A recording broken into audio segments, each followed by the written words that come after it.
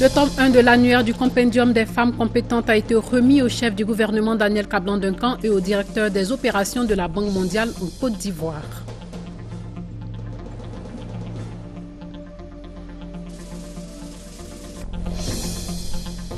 Procès de Jean-Noël Abbaye et Anselme Sekayapo, deux ex-chefs militaires poursuivis pour des actions liées aux événements de la crise post-électorale et 7 autres officiers de l'armée mis en cause dans cette procédure. L'audience a été reportée à mardi prochain. Et puis au Ghana, près de 100 personnes ont trouvé la mort dans l'incendie d'une station-service. 3 jours de deuil national décrétés. Madame, Messieurs, bonsoir et bienvenue dans ce journal. Le roi Mohamed VI du Maroc a reçu aujourd'hui le président de l'Assemblée nationale. Guillaume Soro a mis en avant l'engagement du Maroc en ce qui concerne la coopération sud-sud et aussi l'implication du souverain chérifien dans la bonne marche des relations entre les parlements ivoiriens et marocains. Le reportage de Léon Brou. Le président de l'Assemblée nationale reçu par le roi du Maroc, plus d'une demi-heure la durée de cette visite de courtoisie de Guillaume Soro à Sa Majesté Mohamed VI. Normal, le chef du Parlement ne peut rencontrer le souverain chérifien sans évoquer la coopération entre la Côte d'Ivoire et le Royaume du Maroc. L'aspect de ces relations qui a le plus intéressé les deux hommes d'État concerne la coopération interparlementaire entre leurs deux pays. Ce que j'ai pu retenir et percevoir du discours de Sa Majesté, c'est vraiment le fort intérêt à travailler donc au renforcement et à la consolidation des relations entre le Royaume du Maroc et la Côte d'Ivoire. Et je peux vous dire que je pars satisfait parce que Sa Majesté m'a rassuré quant à son engagement plein et entier à faire en sorte justement que la coopération sud-sud ne soit pas que de 20 mots, mais une réalité concrète. J'ai profité au nom de l'Assemblée nationale pour remercier Sa Majesté en ce qui concerne aussi un certain nombre de dossiers que Sa Majesté a bien voulu faciliter. Le président de l'Assemblée nationale est à sa deuxième rencontre avec le roi du Maroc en terre ivoirienne pour évoquer la coopération entre la Côte d'Ivoire et le Maroc. Coopération dont l'excellence explique ce deuxième séjour officiel du roi Mohamed VI en Abidjan en moins d'1 an.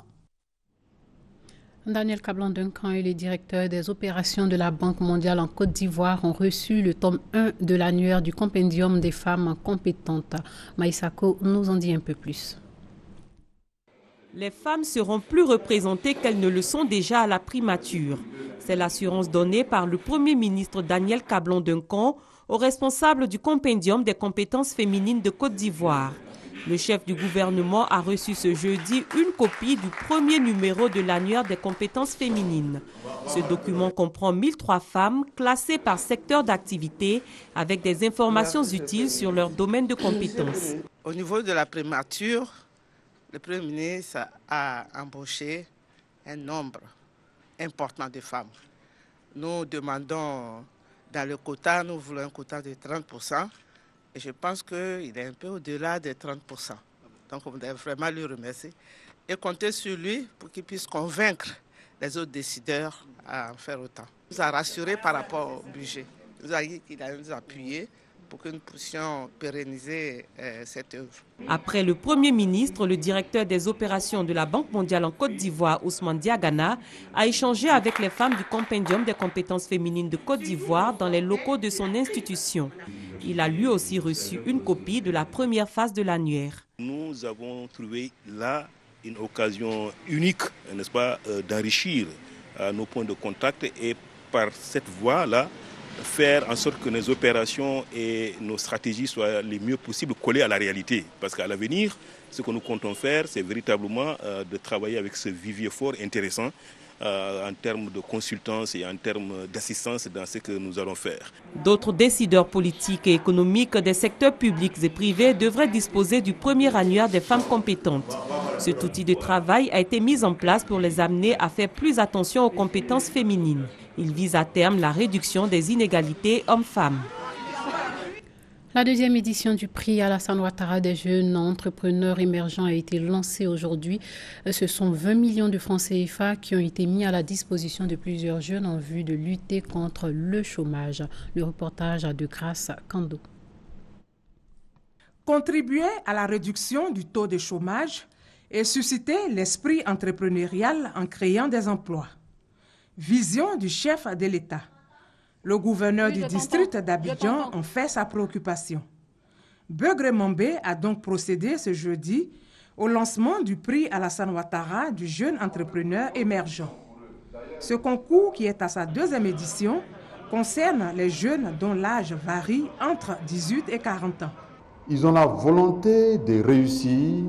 Ce qui leur fait défaut, c'est l'accompagnement financier et institutionnel. Le gouvernement fait de très gros efforts dans ce domaine et nous qui sommes collectivités territoriales, nous devons accompagner le gouvernement pour bien réussir cette mission parce qu'il s'agit de l'avenir de la Côte d'Ivoire. Plus de 200 millions, c'est le montant qui sera réparti entre les jeunes sélectionnés pour la réalisation de leurs projets. L'année dernière, 20 projets ont été financés et selon le gouverneur du district d'Abidjan, les objectifs ont été atteints. Sur les 20 entrepreneurs que nous avons installés, près de 99%, 98% ont atteint plus de 70 à 80% de taux de réalisation. Il y en a qui sont en production. Il y en a qui seront en production dans une semaine. Et il y en a qui seront en production dans un mois. Bientôt, démarrage du concours du prix Alassane Ouattara du jeune entrepreneur émergent. Pour postuler, il faut se rendre sur le site www.abidjan.district.ci. La première salle de cinéma 3D de Côte d'Ivoire et de l'Afrique de l'Ouest a ouvert ses portes hier à Abidjan dans l'enceinte du Sofitel Hôtel Ivoire. Baptisée le Majestic Ivoire, cette salle de cinéma a une capacité de 385 places. On en sait plus avec Jérôme Kofi Aboulin. Dominique Ouattara au Sofitel Hôtel Ivoire ce mercredi en fin de soirée. Elle y était pour prendre part à la cérémonie d'inauguration de la salle de cinéma de l'hôtel. La première dame avec à ses côtés plusieurs personnalités, notamment des membres du gouvernement. À la suite d'Isabelle Giordano, une personnalité du monde du cinéma, le ministre de la Culture et de la Francophonie, Maurice Kwaku Bandama, s'est félicité de la réouverture de cette salle entièrement rénovée après des moments difficiles dus à la crise en Côte d'Ivoire. Salle désormais appelée Majestic Ivoire. Selon le ministre, elle renaît en vue de la relance du cinéma en terre d'Eburnie. C'est à ce titre qu'il a rendu un vibrant hommage à la première dame Dominique Ouattara pour son implication personnelle. Pour sa part, la présidente de Children of Africa s'est dite heureuse de pouvoir contribuer à faire revivre le cinéma ivoirien, surtout pour la promotion de la culture en Côte d'Ivoire. Je suis particulièrement heureuse d'avoir assisté à l'ouverture du cinéma Majestic. Je pense que c'était important qu'un tel instrument pour la culture voit le jour. Donc je suis très heureuse et je félicite Monsieur le ministre de la Culture qui a beaucoup influencé ce projet. Le Majestic Ivoire, une salle ultra moderne avec comme innovation majeure la projection de films en 3D. Une grande première en Côte d'Ivoire et en Afrique, ce qui fait dire qu'après New York, Londres et Paris, c'est au tour d'Abidjan de faire vibrer au rythme des émotions. Avec Majestic Ivoire, c'est donc une invite à entrer dans l'univers de ce qu'il convient d'appeler la ciné-révolution. L'Afrique du Sud est l'invité d'honneur du Discop 2015 d'Abidjan. L'Afrique du Sud qui avait reçu la Côte d'Ivoire lors du Discop Africa en novembre dernier. Le reportage de Franck Quadio. Son du terroir ivoire distillé en guise de mot de bienvenue. Des producteurs sud-africains et certains venus d'Europe conquis. Ce sont les invités du Discop Africa 2015. La Côte d'Ivoire, invitée d'honneur à Johannesburg en novembre 2014, célèbre ses hôtes d'hier. Qu'au départ, Discop était une très belle idée à Johannesburg, en Afrique du Sud. De cette idée a germé la possibilité, n'est-ce pas, de l'organiser ici en Côte d'Ivoire à Abidjan. Et au départ, on s'est dit, bon, écoute, on va l'organiser dans un petit format, 400 personnes, participants. Nous ne sommes pas très sûrs que nous aurions la possibilité d'atteindre ces 400 participants. Mais on va quand même essayer, voilà, on essaye. Et puis aujourd'hui, finalement, on a 612 participants. Plateforme d'échange et achat de contenu audiovisuel, le Discop reste avant tout l'école de l'expérience sud-africaine. 500 millions de dollars US générés par an et un PIB croissant grâce à la densité de la production audiovisuelle. L'Afrique du Sud reste ouverte sur le continent. C'est à ce prix que tous pourront tendre en matière de collaboration vers l'excellence. Un modèle dont veut s'inspirer la RTI, Radio-Télévision ivoirienne, heureuse d'accueillir pour la première fois le Discope. Distinguished guests from South Africa, I would like to say Sanibonani. Bonjour et bienvenue à vous. Du divertissement, de la découverte culinaire, mais aussi les nouveaux programmes présentés en exclusivité aux visiteurs. Prochain rendez-vous, Johannesburg, en novembre prochain. C'est l'un des plus importants procès criminels militaires liés aux événements de la crise post-électorale. Le procès de Jean-Noël Abbaye et Anselme Seka Yapo. Ces deux ex-militaires étaient face au tribunal militaire aujourd'hui. Ils sont poursuivis pour des actes graves de violation des droits humains. Le reportage de Abou Sanogo. État-major général des forces républicaines de Côte d'Ivoire ce jeudi matin. La salle de conférence transformée pour la circonstance en salle d'audience criminelle. Nous sommes au procès des commandants Jean-Noël Abbaye et Anselme Seka Yapo. Dans la salle d'audience, Anselme Seka Yapo et Jean-Noël Abbaye échangent avec leurs avocats. À l'ouverture du procès, le procureur militaire, le colonel Ange Benakessi Kwame, situe le cadre de ces audiences et rappelle l'intérêt de ce procès. C'est la marche de la justice traditionnelle. La justice traditionnelle, c'est celle qui, au sortir d'une crise comme celle que les Ivoiriens ont connue, sert à réconcilier les personnes.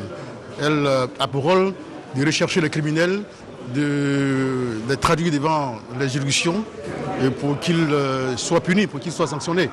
Et pour permettre également aux victimes d'avoir réparation des souffrances et des dommages qu'ils ont subis. Le commandant Jean-Noël Abbaye est poursuivi pour désertion à l'étranger avec complot, violation de consignes, détournement des deniers militaires, coups et blessures volontaires. Concernant le commandant Anselme Seka Yapo dit Seka Seka, il est poursuivi pour assassinat, détournement de fonds publics en vue d'achat d'armes et de munitions de guerre, recrutement de mercenaires et entretien de milices. Outre ces deux commandants, 7 autres officiers de la gendarmerie nationale ont comparu pour violation de consignes. Après vérification de l'identité des accusés, l'audience a été renvoyée à mardi par le président du tribunal, Tahirou Dambélé, pour les débats de fond. L'univers carcéral peut-il participer à la socialisation des détenus? Le processus d'adaptation des détenus est-il respecté dans nos prisons? Sur le terrain, le constat est clair. Il y a un décalage entre la théorie et la réalité carcérale. Un fossé dû à l'absence d'une politique pénitentiaire cohérente. Suivons ce dossier de Guillaume Zéré et Herman Niamian sur la question. Autrefois, dans les sociétés africaines, il n'y avait rien qui puisse ressembler à une prison. Lorsque quelqu'un commettait un crime, on le punissait en l'excluant du groupe.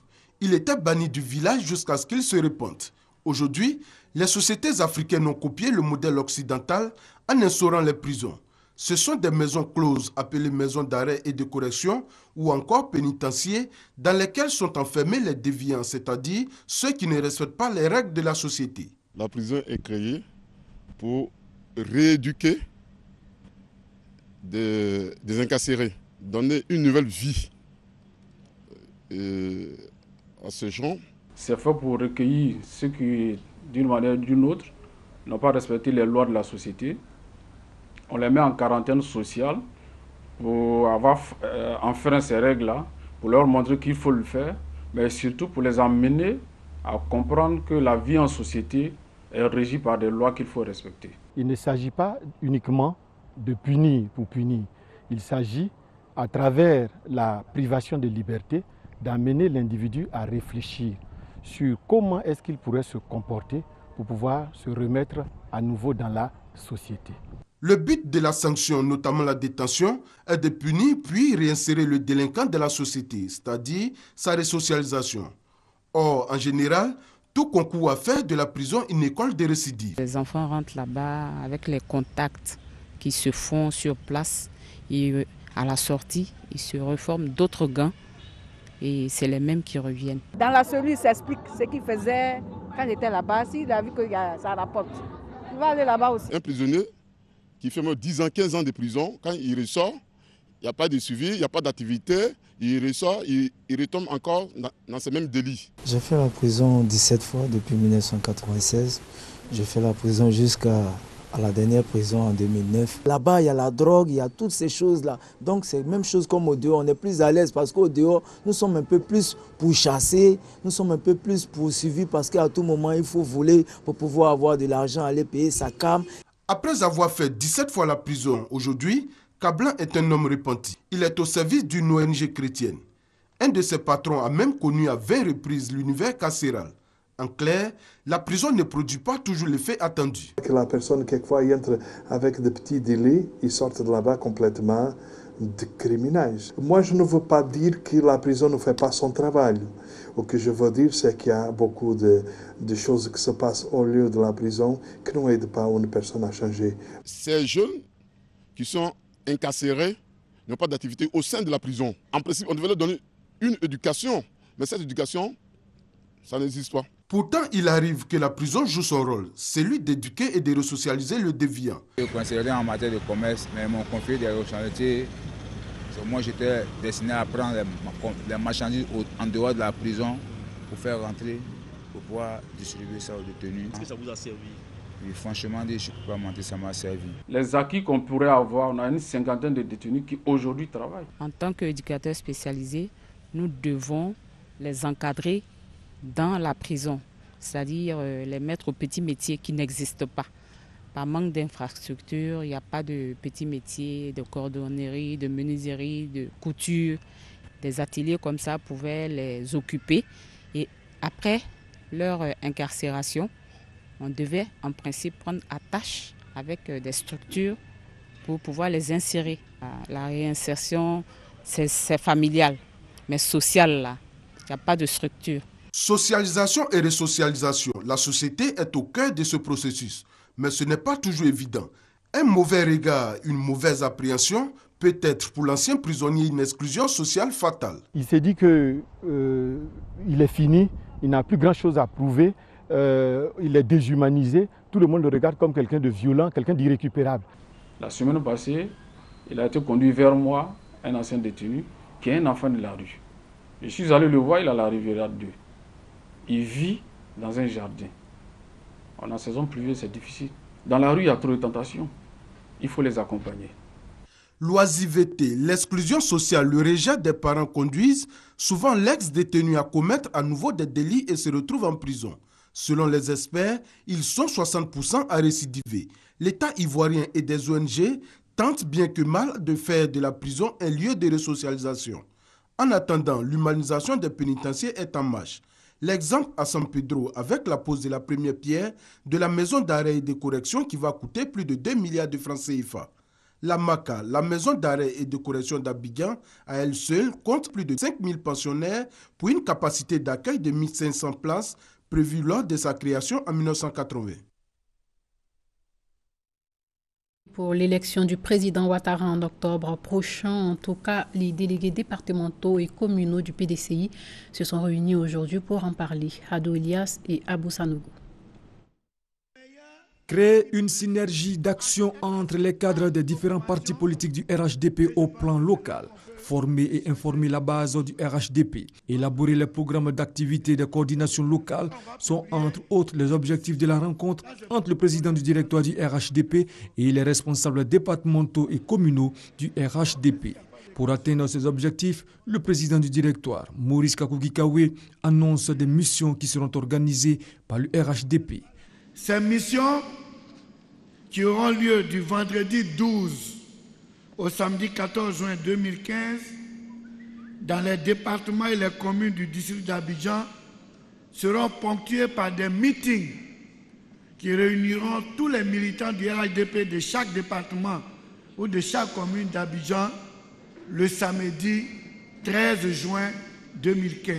Maurice Kakougikawe a également appelé les responsables de base à s'impliquer dans la sensibilisation des militants sur l'importance de la révision de la liste électorale. Le temps qui nous reste est très court. Que chaque parti politique sensibilise ses bases au recensement, mais que les coordinations se retrouvent en réunion de concertation locale pour évaluer les différentes performances et surtout lever ensemble les obstacles qui pourraient se présenter au niveau de cette opération. Il vous a demandé de mutualiser vos expériences pour la réussite de cette opération. Pour le directoire du RHDP, tous les maires des communes du district d'Abidjan sont désignés d'office coordinateurs. Pascal Affingué s'en propose une alternative pour des élections transparentes garantissant la sortie de crise définitive en Côte d'Ivoire. C'était au cours d'une conférence de presse de l'Alliance des forces démocratiques, une coalition de l'opposition conduite par le FPI. Léon Bro. À 4 mois de l'élection présidentielle, le processus électoral inquiète l'Alliance des forces démocratiques, en abrégé AFD, à l'origine des faits de fraude sur la carte nationale d'identité selon Pascal Affingué. Le président de l'AFD indique entre autres la saisie récente de 500 000 cartes nationales d'identité au corridor de Gagnoa, la distribution des CNI issus des opérations électorales de 2010 sans règlement préalable de contentieux sur la question. De plus, Pascal Affingué estime trop élevé les 5 000 francs CFA le coût d'établissement du certificat de nationalité pour l'enrôlement des nouveaux majeurs sur la liste électorale de 2015 et insuffisant les 2000 centres ainsi que les 30 jours délai de la révision de la liste électorale. L'AFD fait alors des propositions. L'Alliance des forces démocratiques de Côte d'Ivoire demande la mise en place d'une commission d'enquête indépendante pour faire toute la lumière sur le scandale des 500 000 cartes nationales d'identité frauduleuses, appelle au respect strict des dispositions légales régissant la procédure de délivrance des cartes d'identité en Côte d'Ivoire. Demande que le certificat de nationalité devant servir à l'enrôlement sur la liste électorale de 2015 soit délivré gratuitement afin de faciliter l'inscription de tous les ayants droit, l'augmentation du nombre de centres d'enrôlement et une meilleure répartition de ces centres d'enrôlement sur l'ensemble du territoire national. À la question de savoir si les dysfonctionnements du processus électoral relevés par l'AFD constituent un obstacle à sa participation aux élections de 2015, la réponse de l'Alliance, c'est non. Ces problèmes ne conditionnent pas notre participation, mais constituent des défis qu'il faut relever pour que le processus électoral soit crédible. Cette analyse de la situation politique nationale et du processus électoral en particulier, l'Alliance des forces démocratiques la juge indispensable en ce que sa prise en compte va contribuer à la levée des obstacles à la tenue d'élections inclusives, libres et transparentes qui consolident la paix. La conférence des présidents et candidats de la Coalition nationale pour le changement a rencontré mardi dernier le sous-secrétaire général de l'ONU en charge des opérations de maintien de la paix. Il s'agit pour la coalition de l'opposition CNC d'échanger avec Edmond Mullet sur les questions relatives à la réconciliation nationale, à la sécurisation de l'élection présidentielle. Les célébrations régionales des Journées mondiales de l'environnement et des océans vont se dérouler respectivement à Boisflé et à Dabou. La Côte d'Ivoire a été choisie par le Programme des Nations Unies pour l'environnement. Les enjeux de ces journées avec Moussa Kounaté. La Côte d'Ivoire, pays hôte pour les célébrations régionales des Journées mondiales de l'environnement et des océans. Le pays a été retenu par le Programme des Nations Unies pour l'environnement. Des célébrations pour attirer l'attention du public sur l'importance de la préservation de l'environnement et des océans. Cette année, le thème qui a été proposé pour la Journée mondiale de l'environnement, c'est 7 milliards de rêves, une seule planète, consommons modérément. Nous l'avons décliné au niveau de la Côte d'Ivoire avec ce thème, 25 millions de rêves, une seule Côte d'Ivoire, adoptons des éco-gestes pour un développement durable. Océan sain, planète saine. C'est ce thème que nous avons conservé pour célébrer la Journée mondiale des océans. Le principal message que le PNUD voudrait faire passer en cette journée, c'est vraiment d'inviter chacun de nous à imaginer ce que serait le monde aujourd'hui si chacun de nous, qui faisons partie des 7 milliards de personnes qui peuplent cette planète, apportait un changement positif dans la manière dont nous consommons les ressources naturelles. C'est à Boisflé, dans la région de la Maraoué, que sera célébrée le 5 juin la Journée mondiale de l'environnement. Elle sera suivie de la Journée mondiale des océans le 8 juin à Dabou, région des Grands Ponts. En plus de ces célébrations officielles, une caravane de sensibilisation des populations sur l'adoption de comportements éco-citoyens jusqu'au 20 juin 2015. Les meilleurs planteurs et coopératives de Boundiali dans le nord du pays viennent de recevoir des tracteurs d'une valeur de 200 millions de francs CFA, un don de la direction régionale d'Ivoire à Coton. Le reportage de Thérèse Tapé-Yoboy. Ce sont 10 tracteurs d'un coût total de 200 millions de francs CFA qui ont été remis aux meilleurs planteurs et coopératives de Boundiali par la direction régionale d'Ivoire Coton. Un geste en direction des planteurs pour la modernisation de la culture du coton dans la région, mais également pallier les difficultés de main-d'œuvre dans les plantations qui pratiquent la culture attelée. Nous avons estimé qu'il fallait que nos producteurs fassent le pas en avant. C'est de passer à la motorisation conventionnelle. Et à ce titre, sur la base des critères bien précis, nous avons sélectionné 11 producteurs et coopératives et nous commençons cette année à initier la motorisation conventionnelle. Le matériel remis aux planteurs n'est pas gratuit. Il devra être remboursé sur une période de 7 ans. D'ores et déjà, une avance représentant 25% de l'investissement a été exigée à chaque paysan et coopérative pour l'acquisition définitive de ce matériel de production. Il nous a livré les baies. On travaillait, on gagnait. Et si on trouve qu'on doit nous donner des tracteurs pour mieux produire qu'avant, vraiment, nous remercions Ivoire Coton. Par ce geste, selon le secrétaire général de la préfecture de la région de la Bagoué, Aboulaye Bamba, Ivoire Coton est en train de s'inscrire dans la droite ligne des recommandations du chef de l'État, le président Alassane Ouattara, qui est de voir l'agriculture ivoirienne modernisée, mécanisée à l'horizon 2020.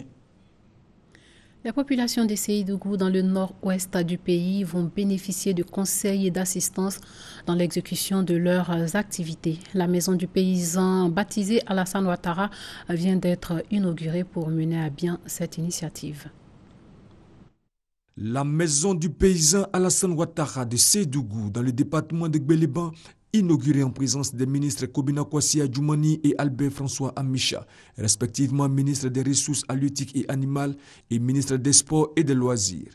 Une action de l'initiative Yerelon Yeresson, saluée par le ministre Kobina Kwasi Adjoumani. Avec l'ouverture officielle de la maison du paysan Alassane Ouattara de Séidougou, les initiateurs du projet, au dire de Vakamou Touré, entendent prendre avantage de toutes les infrastructures, eau, électricité et routes, en vue de booster le revenu des paysans, réinvestir dans l'artisanat et la pisciculture au bénéfice des populations rurales. Ce projet est donc un centre de services de développement avec une structure de microfinance et un fonds de garantie pour les paysans. Un drame s'est produit hier soir à Accra, la capitale du Ghana. L'incendie d'une station-service qui a fait près de 100 morts. De très nombreuses personnes se trouvaient là pour être à l'abri des pluies torrentielles qui s'abattent sur cette région depuis quelques jours. Le récit est de Thomas Guissambi. Horreur, tristesse et drame à proximité du rond-point Kwame Nkrumah dans le centre d'Accra, au Ghana, au soir du mercredi 3 juin. L'incendie d'une station-service a provoqué environ une centaine de morts. Plusieurs dégâts matériels, dont des dizaines de motos et même un bus stationné à proximité, selon la police et la coordination de la gestion des catastrophes à la Croix-Rouge. Au dire des habitants du quartier, cette station-service était en permanence remplie de personnes cherchant à s'abriter en cette saison de grandes pluies. Des pluies qui ont tout inondé dans l'environnement de la station. Selon un témoin, l'inondation est à l'origine de l'incendie. Un incendie qui s'est propagé en touchant les pompes à essence. Conséquence, des dizaines de morts, dont des victimes par noyade qui tentaient de fuir les flammes. L'armée, la police, les pompiers et l'Agence nationale de secours ont été déployés sur les lieux. Et puis 3 jours de deuil national décrétés au Ghana. Touché par cet événement douloureux qui touche le Ghana, le président Ouattara a adressé un message à son homologue ghanéen.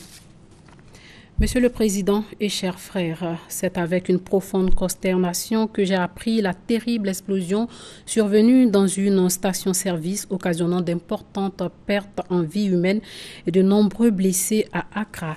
Partageant la douleur du peuple frère du Ghana, le peuple et le gouvernement ivoirien se joignent à moi pour présenter à votre Excellence, au gouvernement et aux familles éplorées, nos condoléances les plus attristées. Je prie également votre Excellence de bien vouloir transmettre aux blessés de cette tragédie mes vœux de prompt rétablissement. Très haute considération, Alassane Ouattara, président de la République de Côte d'Ivoire. Hissène Habré a opté pour le mutisme devant les chambres africaines extraordinaires où il est poursuivi pour crime contre l'humanité. C'était hier lors de l'interrogatoire d'identité de l'ancien président tchadien. Inculpé notamment pour crime contre l'humanité, Hissène Habré ne reconnaît pas l'autorité du tribunal créé par un accord entre l'Union africaine et le Sénégal. C'est la fin de ce journal. Merci de l'avoir suivi et portez-vous bien.